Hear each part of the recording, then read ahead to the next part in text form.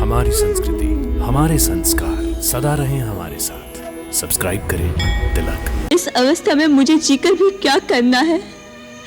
इससे तो मृत्यु उत्तम है।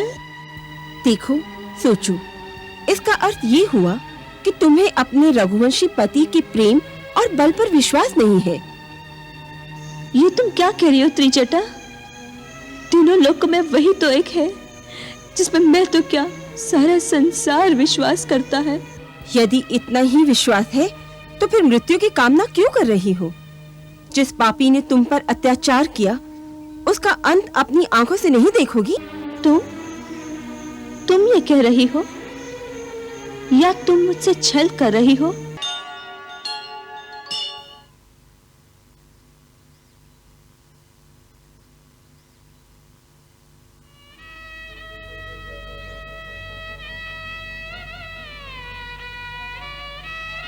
अरे वनवासिनी, तेरा भरतार क्या महाराजा धीराज रावण से अधिक छैला, सजीला और वैभवशाली है? अरे बोल, मुख खोल, क्या कमी है हमारे लंका के राजा में? अरे लोक, परलोक, यक्ष, नाग, नर नारियां और सुंदर सुकुमारियां सभी लंका के राजा रावण के रनिवास में आने को तरसती हैं। सीधी तरह लंकापति की बात मान ले, नहीं तो याद रख हम राक्षसनियां हैं। तेरी इस कोरी चमड़ी को हम नीली पीली बना देंगी। न तो रहेगी राम की न तो रावण की, क्या समझी? अरे कात्यायनी, कजरी, कालमुखी, इस तरह सताने से ये सीधे रास्ते पे नहीं आएगी। तुम सब जाकर विश्राम करो, मैं समझाती हूँ इस अभागिन को। जाओ, सब जाओ।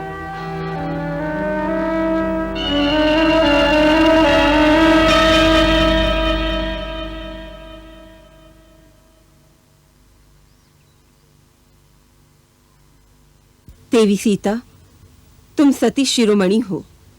तुम्हारी पति भक्ति को देखकर मैं तुम्हारी भक्त हो गई हूँ। त्रिजटा को तुम अपनी मित्र समझो, अपनी सेविका समझो। तुम ये कह रही हो या तुम मुझसे छल कर रही हो या तुम राक्षस कुल की नहीं हो? हूँ तो राक्षस कुल की, पर राक्षसों में भी एक भावना होती है, स्त्री सुलभ दया और ममता होती है। मेरी अनुनय को स्वीकार करो, थोड़ा खा लो। मुझे कुछ नहीं खाना। अगर खाओगी नहीं तो फिर जीवित कैसे रहोगी? इस अवस्था में मुझे जीकर भी क्या करना है? इससे तो मृत्यु उत्तम है। देखो, सोचो, इसका अर्थ ये हुआ कि तुम्हें अपने रघुवंशी पति के प्रेम और बल पर विश्वास नहीं है। ये तुम क्या कह रही हो त्रिजटा? तीनों लोकों में वही तो एक है जिसमें मैं तो क्या सारा संसार विश्वास करता है। यदि इतना ही विश्वास है तो फिर मृत्यु की कामना क्यों कर रही हो? जिस पापी ने तुम पर अत्याचार किया उसका अंत अपनी आंखों से नहीं देखोगी? जरा विचार करो, यदि श्री राम पराक्रम करके रावण को पराजित करेंगे तो किसके लिए, किस आशा पर? उनका लक्ष्य एक ही होगा ना, कि अपनी प्रियतमा सीता को फिर से पा सके। क्या तुम उनका ये लक्ष्य भी निष्फल बनाना चाहती हो? क्या तुम पतिव्रता स्त्री धर्म के अनुकूल बात कर रही हो? यदि अपने लिए नहीं तो फिर स्वामी के लिए ही तुम्हें जीवित रहना होगा। इसके लिए ही तुम थोड़ा खा लो। लेकिन मैं राजभोग नहीं खा सकती, इस पापी प्रदेश का अन्न ग्रहण नहीं कर सकती। मेरे पति केवल कंदमूल और फल खाते हैं। ये तुमने स्त्री धर्म के अनुकूल बात कही है। मैं तुम्हारे लिए सात्विक कंदमूल का आहार लेकर आऊंगी। कहाँ से? लंका में भी कुछ सात्विक लोग हैं, विभीषण जैसे नीतिवान। मैं वहां से वैसा ही तपस्वियों का आहार लेकर आऊंगी पुत्री। माता। हाँ पुत्री, मेरी कोई संतान नहीं है। तेरी जैसी आदर्श पुत्री को पाकर आज मैं धन्य हो गई हूँ। माँ।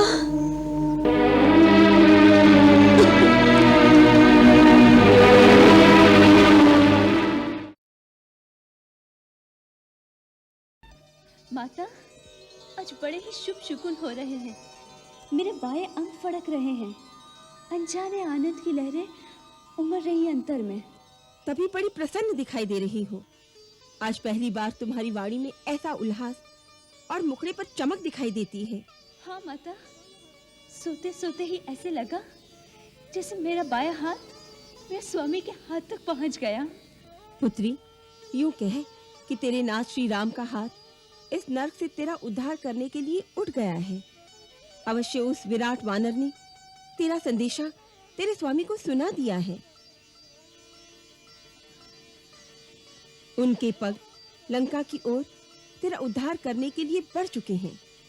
यही अर्थ है तेरे अंतर में उमड़ते आनंद और इन शुभ शकुनों का। सच? हाँ।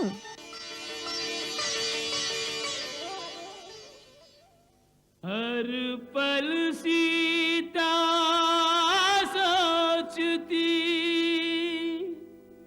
कब आवे श्री राम। असुर दुरात्मा को मिले करनी को परिणाम। कब आवे श्री राम। सीते, पुत्री, पुत्री, सारे नगर में चर्चा हो रही है। क्या चर्चा हो रही है माता? कि राम की सेना समुद्र के उस किनारे आ गई है। गुप्तचर ये समाचार लाए हैं। सच? सच माता? मेरे नाथ देवर जी आ रहे हैं? सच आ रहे हैं? हाँ। मेरे सपने सत्य होने का समय आ गया है। हे अम्बे, हे गौरी माता, तुम्ही ने मेरे सपने सत्य किया था, तुम्ही मेरे सपने सत्य करोगी। ऐसे सपना मत कहो सीता, ये साक्षात होना सत्य है। सुनकर लंकेश भी चिंता में पड़ गए होंगे